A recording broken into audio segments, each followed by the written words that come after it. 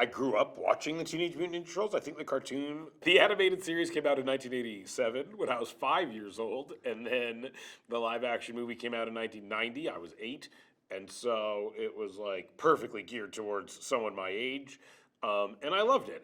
They were funny, they were referential, they made a lot of references I honestly didn't understand, and in retrospect were even outdated by the time they were making them, but still. Um, and I started taking karate probably because of the Teenage Mutant Ninja Turtles. My dad bought me nunchucks because of the Teenage Mutant Ninja Turtles. I was just kind of obsessed with them. I had the toys. My dad was a big like garage sale toy buyer, and at some point I remember he got a box full of Teenage Mutant Ninja Turtle toys from a garage sale, and yeah, I just loved them. I loved especially those like early versions of them. It was like a joke I would like anecdotally make from time to time, which was and before any of this came our way was. I like of Teenage Mutant Ninja Turtles, of all those words, like the teenage part was always kind of like the most underexplored part in my head and kind of the most interesting in a lot of ways. I think a lot of my career has been like intrinsically tied to kind of like the high school teenage genre. And so I'd always thought like it would be really interesting to explore them in that way, and especially because, from my understanding, like every version of them has been like performed by adults. And I don't think they've ever had teenagers actually voicing the Ninja Turtles. And to me, yeah, again, as someone who like on Freaks and Geeks, that was always like such a thing that they were trying to like instill is like I was 16 and I was playing a 16-year-old and it was super bad. We tried to cast kids who were like actually like 17 and 18 and like around the age. And so to me, like it was always so fundamental to making a thing about teenagers was to cast actual teenagers if you could. And that again, like that idea was so like underused in the franchise. And so yeah, so then we got a call. One like that was a thing. That was a conversation we had, and then we got a call.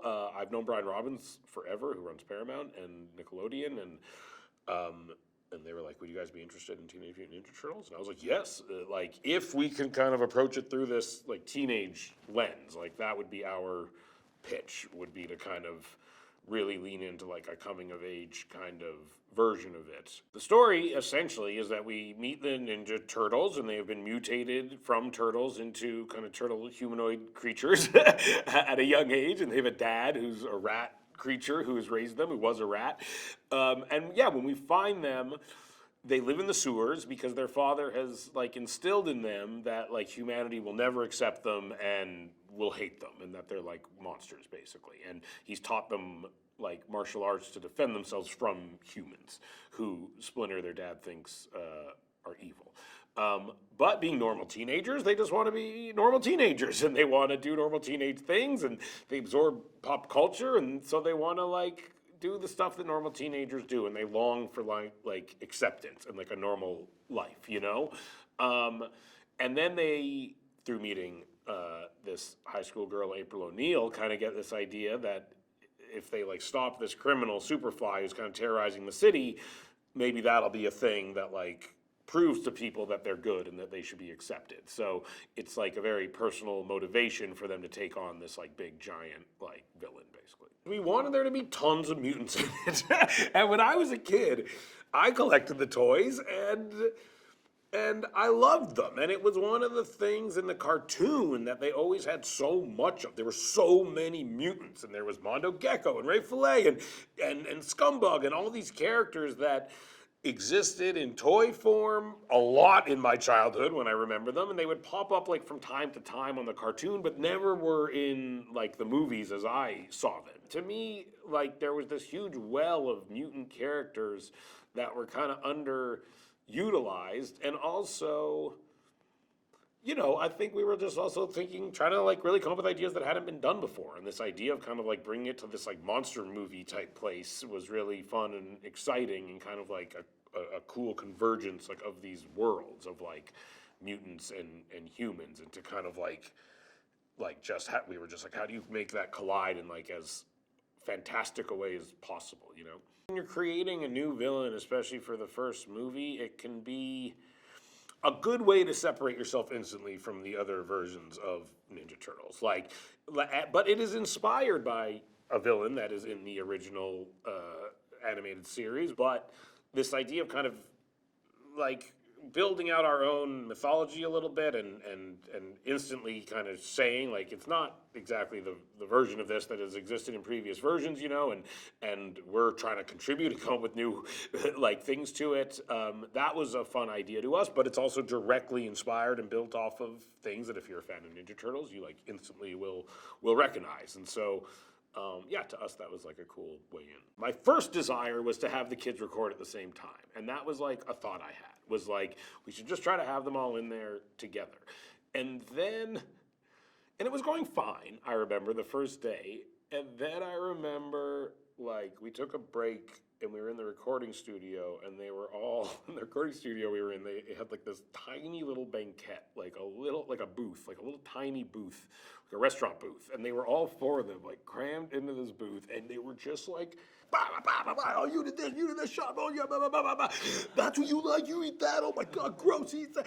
And it was like, and I remember like going in to get a coffee or something and seeing them in there and being like, oh, like, that is funnier than anything we've done in the last like 2 hours. Like just them like talking and actually being themselves, just like going at each other and trying to interrupt each other and all that stuff. It was so funny. And I remember going back to Jeff and being like, this is what we have to do. Like that energy they have is like, that's what we have to capture. And it's honestly so hard. Like these recordings are not set up to have people overlapping each other and talking at the same time. And like it is not how it's designed. And it took us several sessions to like build a situation where they could actually like fully interact in the way that they would. They come on screen, and I feel like within 15 seconds the audience is like, they're teenage boys. Like, and you don't see them as like these turtle things anymore. You're instantly like, oh, they're just teenagers. And like that's kind of like the best part of like why the movie works in a lot of ways is you feel like you know them, and they're just like regular guys, so you're like rooting for them, and they're very sympathetic because of that, and like you really want them to be accepted, and you want people to see them the way you as the audience see them, and you're like, I love these guys. I think Lauren, my wife, was the one who suggested Jackie Chan, and I think like it was an idea that like I dare not even have thought of, like, and she knows I'm obsessed with Jackie Chan, and she, I imagine, suggested it because she was sitting next to me like on the couch as I was like watching like my 500th Jackie Chan movie over the months, of the pandemic, and like literally I don't think I've seen every Jackie Chan movie because there's a lot of them, but I've seen, I'd say, almost all of them, and I truly think he's like the greatest living comedian, and I think like he's like a marvel. Like I put him in the category of like Buster Keaton or like Charlie Chaplin. Like he is not only funny, but he is like physically capable of things that are like elusive to most, And then the idea of Jackie Chan came up, and it was like, oh my God, that would just be absolutely perfect. And it did seem like a real long shot, but he said yes. And he recorded all of his stuff over Zoom, and I sat in on every one of the recording sessions, and I would wake up at 4 a.m. and it would be, and I'd be so excited when the alarm went off. And it was really a dream come true, honestly. And the fact that I like got to work with him at all, and as soon as he started, we were like, this is perfect. Like, he's so good. It's so amazing. Yeah, it's so paternal. It's like stern, but funny and sweet and vulnerable. But he has kind of like an instructive presence to him, but he also is, very warm. And it's like, it's one of those things where after you hear him do it, you're like, oh, there's nobody else that could have done that. I only play warthog type creatures. I thought the idea of me being I had this funny idea of like Bebop and Rocksteady being two like angry like New York like bros was like a funny idea. I love John Cena, and so whether I was Bebop or Rocksteady was ultimately somewhat interchangeable in my head. But the idea of being a part of the Bebop and Rocksteady team with John was something I knew that I wanted. I know Post Malone, and we had this joke, weirdly, that Ray Fillet sings his, like, that was just like a joke we thought was funny, was that Ray Fillet just likes to sing the words Ray Fillet, maybe because they rhyme, so inherently it sounds like a song a little bit. And we always had, like, I think it was Jeff or someone doing the temp singing of just like, Ray Fillet, and it was just always silly and made us laugh. And then one day we were like, you know, maybe we get Post Malone to actually sing this.